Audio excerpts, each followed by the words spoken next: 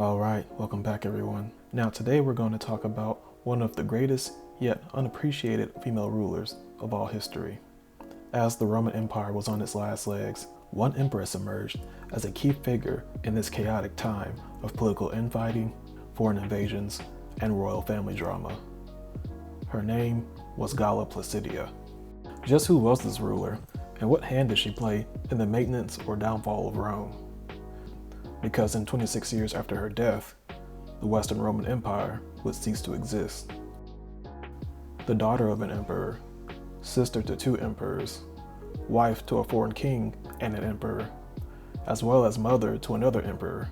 In this video, I'll show you just how influential Galla Placidia was, and how she became the most powerful woman of the late Roman world, and possibly all of Roman history. In the heart of Ravenna, Italy, surrounded by marshes, stands a lavish chapel that exemplifies the 5th century splendor. This sanctuary, constructed during the reign of Placidia and her son Valentinian III, carries a unique name, the Mausoleum of Galla Placidia. Yet the nomenclature is somewhat misleading. Contrary to expectations, this building isn't her mausoleum or tomb. Placidia, along with her family, found their final resting place in Rome, not within the mosaic-laden walls of this chapel. The confusion arises from medieval sources that later conflate the chapel, which Placidia generously financed, with her actual burial site. Despite the misnomer, the Mausoleum of Galla Placidia stands as a marvel of architecture. It is not alone in its grandeur. Placidia's legacy includes the commissioning of opulent churches, not only in Ravenna, but also in Rome and Jerusalem. These structures bear witness to the enduring mark her dynasty left on the late Roman and post-Roman worlds. But how did we get to all this grandiosity, and what insights do these structures give us on the life and times of Placidia? We'll have to start at the beginning. Galla Placidia entered the world around 390 AD, born to Emperor Theodosius I and his second wife, also named Galla.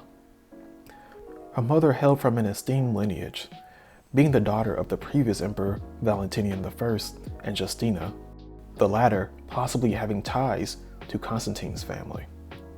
Placidia's early years were steeped in the splendor of imperial courts.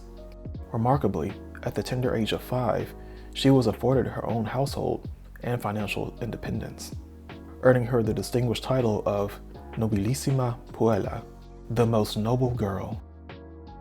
Amidst the opulence, her upbringing exposed her to the intricate dynamics of power and politics. She traversed between the courts of Constantinople in the east and Milan in the west, alongside her father, who grappled with a civil war and engaged in disputes with Bishop Ambrose. As a child, she likely absorbed all the grandeur that the empire had to offer. Regrettably, this idyllic phase met an untimely end, as Galla had to deal with the loss of both her parents during her childhood. Her mother's death in 394, perhaps due to childbirth complications resulting in a stillborn, was followed by her father's passing the next year in Milan, succumbing to edema. The transition from prosperity to adversity marked a pivotal chapter in Galla Placidia's early life. Placidia found herself in a complex familial backdrop, with two elder half-brothers, Aetius and Honorius, ascending to rule the empire following their father's death in 395. During her formative years, her cousin Serena played a crucial role in her upbringing. Stilicho, the husband of Serena, held a prominent position as the supreme commander of Roman military forces, ranking second only to the emperors in authority. This general harbored ambitions of intertwining his family with the imperial bloodline, having already married Serena, a member of the royal family, and arranging the marriage of their daughter Maria to the new Western emperor Honorius. His next plan was to betroth his son Eucharius to Placidia once they reached maturity. However, these desires and aspirations were abruptly interrupted when both Stilicho and Eucharius faced execution by the Western court on charges of treason. Stilicho's perceived affinity towards the barbarian Goths and his political opportunism led to his downfall. Following these turbulent events, Placidia took residence in the imperial palaces of Milan and later in Ravenna, the newly established western capital under Honorius. However, in an unforeseen turn of events, she found herself in Rome in the year 408. This unfortunate timing coincided with the Goths unleashing their fury, fueled by a sense of constant betrayal by the Romans and the unjust death of their ally Stilicho. Under the leadership of Alaric, the Goths besieged Rome, trapping Placidia and hundreds of thousands of others within the city's confines. The ensuing events would shape the course of her life and the fate of the empire.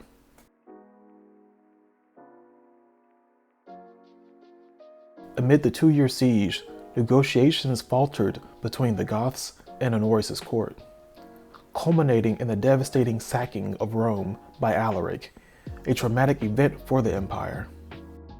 Within the looting and the chaos, the killings and the burnings, Placidia was taken captive.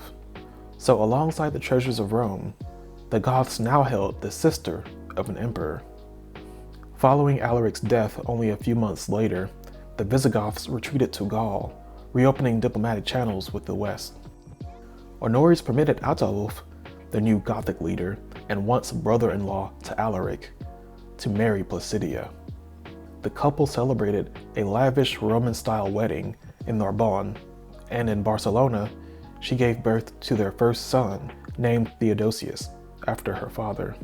Due to this marriage, the court of Ravenna softened relations with the Goths, with Attila becoming increasingly pro-Roman, often fighting against the empire's enemies in Gaul and Hispania. Tragically, however, their child died in infancy, and in 415, Attila was assassinated. Following a period of turmoil within the Gothic territories, Placidia returned to the imperial court, where her brother Honorius arranged another suitor, Constantius, the new Magister Militum of the West. Despite the lack of details, Placidia vehemently opposed this union and was eventually coerced into marriage by her brother. Within a year, she gave birth to a daughter, Honoria, and later welcomed a son, Valentinian III, the future emperor. As Honorius lacked an heir, he devised a plan for his sister's children to succeed him. Consequently, he elevated Constantius to co-emperor and Placidia to empress. But quite suddenly, Constantius' rule came to an abrupt end, as he succumbed to an illness in less than a year of his promotion. This next phase marked a tumultuous period in Placidia's life, plagued by political maneuvering and familial challenges. Things got a bit weird within the imperial court following Constantius' death. A deep rift developed between the siblings Honorius and Placidia, reaching a climax as their respective guards duked it out in the streets of Ravenna. More scandalously, certain sources suggest inappropriate advances by Honorius towards his sister, which could obviously add another layer of animosity. Eventually, Placidia found herself compelled to flee with her children to Constantinople, seeking refuge at the court of her nephew, Emperor Theodosius II. However, the situation took a turn after Honorius' untimely death, leaving the western seat of power alluringly vacant. Seizing the opportunity, usurpers attempted to exploit the power vacuum before the Eastern Empire could respond. The pretender Joannes assumed authority, declaring himself emperor and garnering support from an influential officer and rising star named Aetius, who had at his disposal thousands of Hunnic troops. In a strategic move, Placidia, aided by the Eastern Roman armies and her devoted supporter Bonifacius, the governor of Africa, he'll come up later, successfully ousted Joannes from power. Subsequently, she engaged in negotiations with Aetius, urging him to cease hostilities and withdraw his allied Huns across the border. The year 425 witnessed Theodosius II officially legitimizing his cousin Valentinian III as the new Western Emperor. Now, as the mother of an emperor, Galla Placidia wielded significant influence over crucial political decisions, marking a pivotal period in her remarkable journey.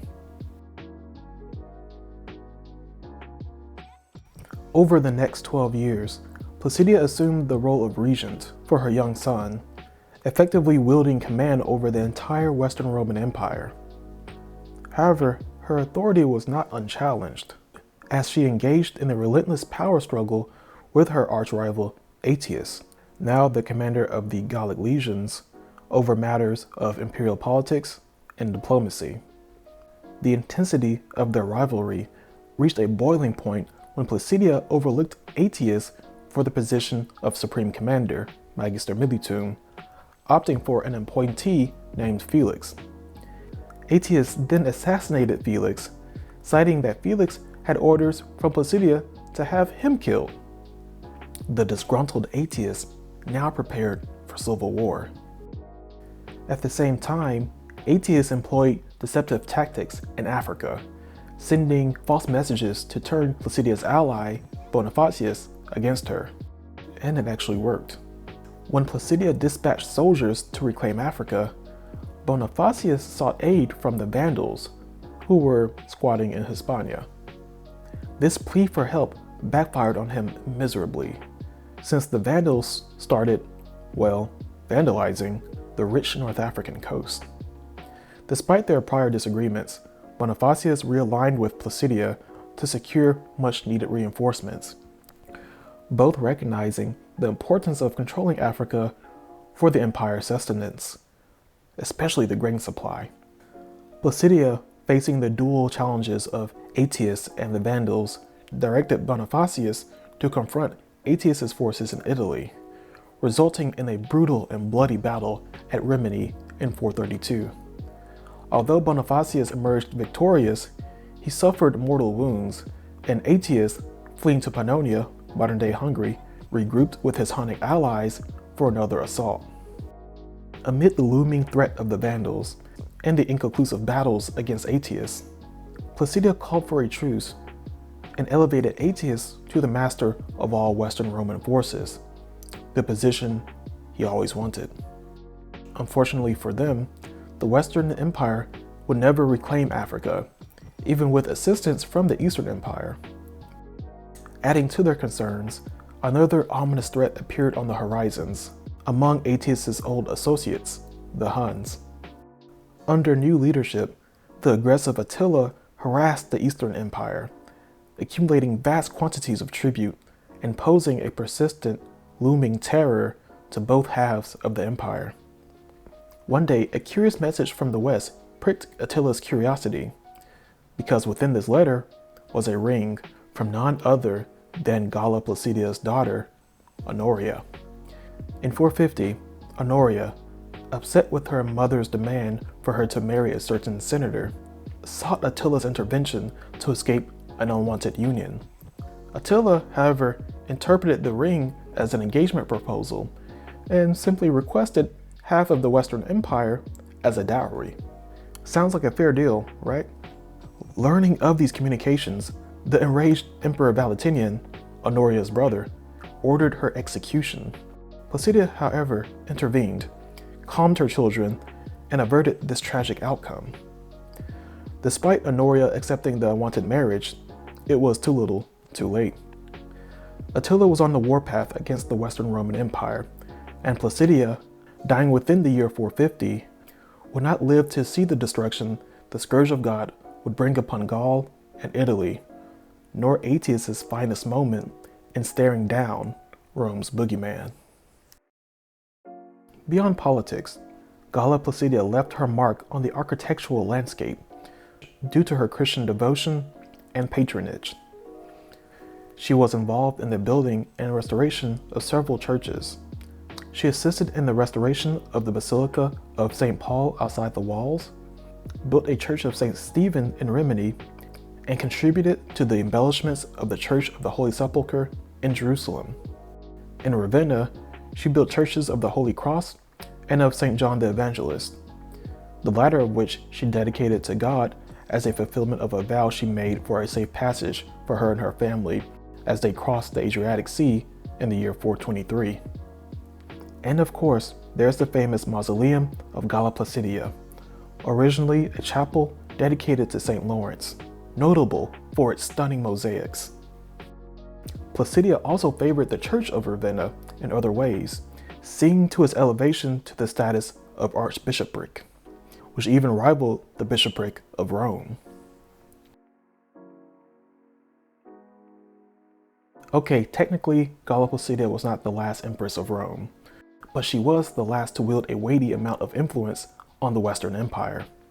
Placidia's life reflects the twilight of an era, a period of decline and transformation. Her legacy endures not only through the political maneuverings of her time, a time in which displayed ineffective male leadership, but also in the surviving structures that stand as testaments to her influence. Now, if you want to know the reasons why the Roman Empire split, or if you're itching to see more of Attila the Hun, then check out these two videos. And if you enjoyed this exploration of Galla Placidia's life, don't forget to like, share, subscribe, and stay tuned for more journeys of the past. See you next time.